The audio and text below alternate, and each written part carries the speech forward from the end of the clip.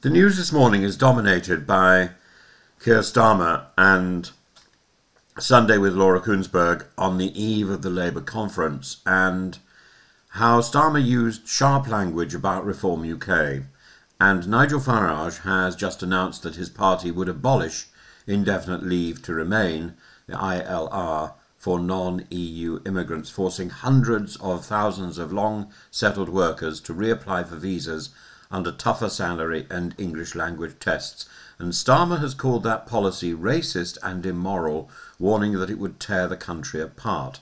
The interview was intended both to rally demoralised Labour members and to frame the coming election in 4 years as a stark choice: modernisation under Labour versus the toxic division of Farage.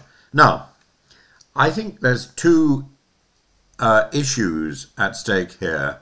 First of all, the description in a lot of the press coverage, particularly internationally, and I've been reading some newspapers from Turkey this morning, and also the use of the charge by Starmer of racism. Racism and far right, those are the two things which stick out in my mind as particularly interesting, and maybe not entirely suitable, or at least expressions that need to have some sort of contextualizing. If Starmer says the plan is racist, then why is Farage not arrested? And the answer lies in the law. UK criminal law certainly punishes incitement to racial hatred under the Public Order Act 1986, or racially aggravated harassment or violence, but simply holding or advocating a discriminatory policy, even one that targets people on racial grounds, is not automatically a criminal offence. A party can publish and promote a discriminatory immigration plan without meeting the legal test of stirring up hatred or threatening behaviour. So Starmer, a lawyer by training, was using racist as a moral and political descriptor, not announcing a prosecution. But he is treading very close to the edge. In other words, a policy can be called racist because it singles out people based on ethnicity or origin, yet still falls short of hate speech or harassment offences. And Starmer carefully separated voters from the policy. He said many who back reform are frustrated after 14 years of Conservative failure, not inherently racist themselves. And his target was the act of retrospectively stripping lawful neighbours of their status, nurses, shop owners, teachers, which he cast as morally wrong and socially divisive. I entirely agree with him, by the way. This framing lets Labour defend legal migrants, popular with Liberal and business voters, avoid insulting swing voters tempted by reform by saying your anger is understandable, and reclaim ground on immigration without copying Farage's hard line. It was quite a clever talk, actually, because of course it blames the Conservatives for the frustration, not Labour. There's just enough time. The Labour Party has only just been in power for a year, so that's almost believable, and it defends proper migration.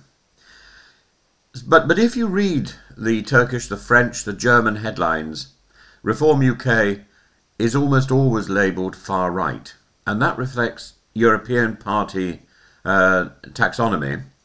It reflects some movements that mix nativist, anti-migration rhetoric and nationalist identity politics are all grouped as far-right populist, even if they campaign on tax or sovereignty too.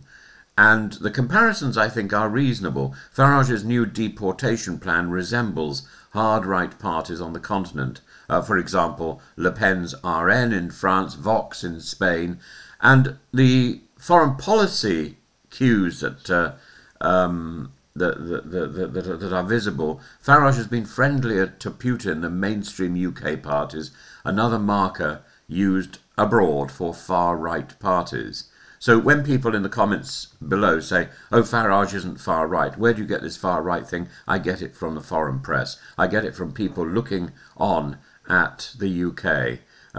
You know, to see ourselves as others see us. British right-wing outlets often avoid or object to the term far right because the term is pejorative. International bureaus use it as a standard analytical label. So, Starmer's move signals, I think, a new, more combative strategy. Stop trying to outflank Farage on toughness and instead draw a moral line. Well, that would be such a relief if that were the case, but I don't think it is the case. I think this is a blip in the trajectory.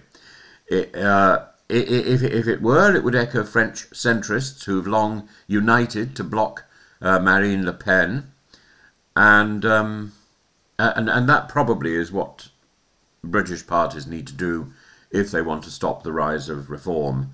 They need to band together. That means the Conservatives and the Labour Party and Liberal, recognising that there is a serious threat. Reform immediately, of course, hit back.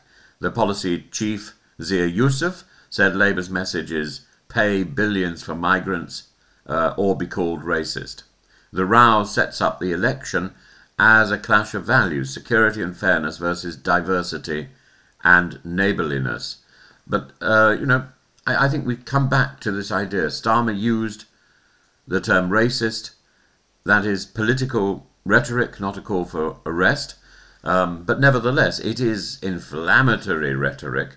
UK law punishes hate speech, not discriminatory policy proposals, and the foreign press use labels for reform, use the term far right, because judged by European standards, reform's nativist anti-migrant programme and friendly signals to Putin fit that category absolutely. So I hope I've answered those two issues, because they will turn up in the comments section, and people saying, why are you calling Reform or Farage far right? I'm doing so because the European press does so almost universally, and I